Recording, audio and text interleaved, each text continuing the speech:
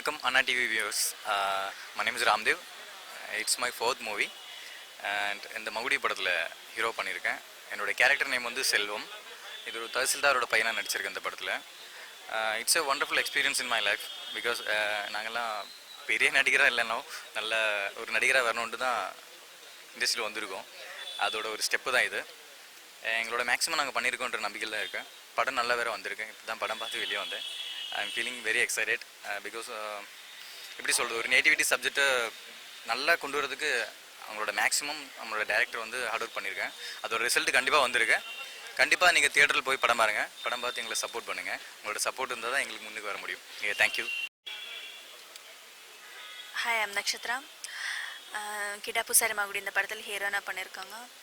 I wish like to thank director Jaykumar sir, producer Tamil sir and cameraman Ravi Srinivasan sir இந்த வாய்ப்பு எனக்கு கொடுத்ததுக்கு. மலையாளத்தில் ஒரு படம் பண்ணியிருந்தோம். அதோட டைரக்டர் மூலியமாக தான் இந்த படத்தோட சான்ஸ் கிடைச்சிது. ஃபஸ்ட்டு ஸ்டோரி கேட்கும்போதே அவர் சொன்னது மாதிரி இந்த ஃபுல்லு ஹீரோயினுக்கு இம்பார்ட்டண்டான ஒரு ஸ்டோரி அது. ஸோ லாஸ்ட் கிளைமேக்ஸ் கிட்ட வரும்போது கொஞ்சம் ஒரு மொட்டை அடிக்கிற ஒரு சீன் இருக்குது அப்படின்னு. அது அவங்களால மாற்றவும் முடியாதுன்னா ஃபஸ்ட்டு ஸ்டோரியெல்லாம் கேட்டு பிடிச்சிருச்சு. அப்புறம் இந்த மொட்டை அடிக்கிற சீன் சொன்னதுனால சரி வேண்டான்னு சொல்லிட்டு அவாய்ட் பண்ணிட்டு போயிருந்தேன்.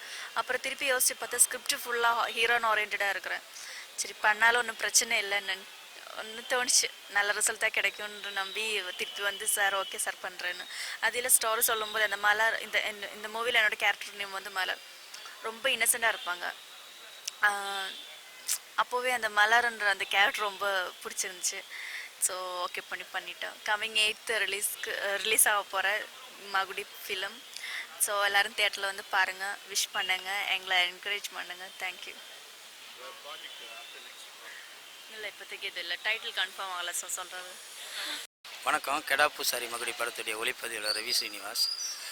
இந்த படம் ரொம்ப நாள் கழித்து ஒரு கிராமத்து படம். ஏன்னா சமீப காலத்தில் எல்லாமே பேய் படம் வந்து அட்டகாசம் பண்ணிகிட்டு இருந்தது. ரொம்ப நாள் கழித்து ஒரு கிராமத்து படத்தில் நான் கேமராமேனாக ஒர்க் பண்ணியிருக்கேன். இந்த படம் மிக சிறப்பாக வந்திருக்கு. இந்த படம் ரிலீஸ் ஆகி நல்லா ஓடிட்டுருக்கு. நீங்கள் எல்லோரும் இதை தேட்டரில் வந்து பார்க்கணும். இந்த படத்துடைய இயக்குனர் வந்து ஜெயக்குமார் சிறப்பாக இயக்கியுள்ளார். இந்த படத்துடைய கதாநாயகி நட்சத்திரா, ஹீரோ தமிழ்மணி எல்லாருமே பிரமாதமாக நடிச்சிருக்காங்க. எல்லோரும் தேட்டரில் வந்து பார்க்கணும். நன்றி. அண்ணா தொலைக்காட்சி நேயர்கள் அனைவருக்கும் வணக்கம். தமிழ் திரை விருட்சம் திரைப்பட நிறுவனம் மூலமாக தமிழ்மணி கதையின் நாயகனாக நடித்து தயாரிச்சிருக்கிற படம் கெடா பூசாரி மகுடி. இதற்கு வந்து இசைஞானி இளையராஜா வந்து இசையமைச்சிருக்காங்க. அவங்க இசையமைக்கிறது வந்து ஒரு பெரிய பாக்கியமாக நினைக்கிறேன். 5 பாடல்கள் இதில் இடம்பெற்றிருக்குது. 5 பாடல்களும் உங்களுக்கு பிடிச்ச மாதிரியான பாடல்களாக அது இருக்கும். ரொம்ப அற்புதமாக இருக்குது.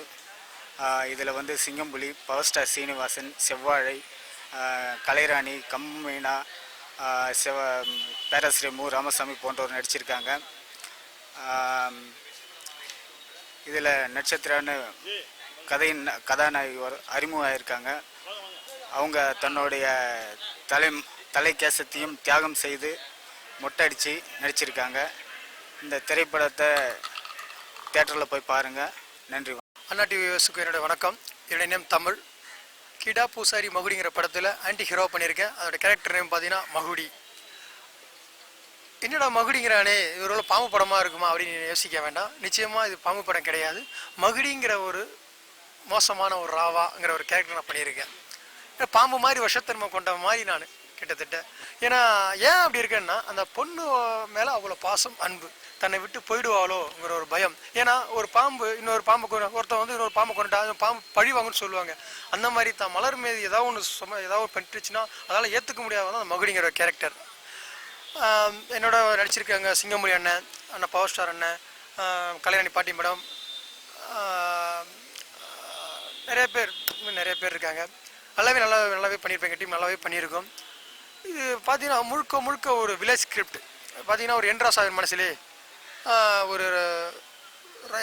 மனசிலே அந்த மாதிரி ஒரு பேக்ட்ராப் பார்த்தீங்கன்னு வச்சுக்கலாம்.